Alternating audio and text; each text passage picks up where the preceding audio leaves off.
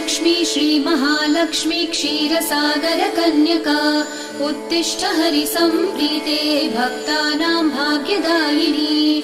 श्रीलक्ष्मी श्रीमहालक्ष्मी क्षीरसागरकन्यका उत्तिष्ठ हरिसम्प्रीते भक्तानां भाग्यदायिनी। उत्तिष्ठोत्तिष्ठ श्रीलक्ष्मी विष्णुवक्षस्थलालये उत्तिष्ठ करुणापूर्णे लोकानां शुभदायिनी।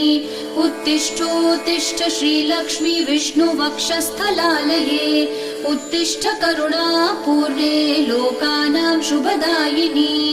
श्रीपद्ममध्यवसिते वरपद्मनेत्रे श्रीपद्महस्तचिरपूजितपद्मपादे श्रीपद्मजातजननी शुभपद्मवक्त्रे श्रीलक्ष्मी भक्तवरदे तव सुप्रभातम्।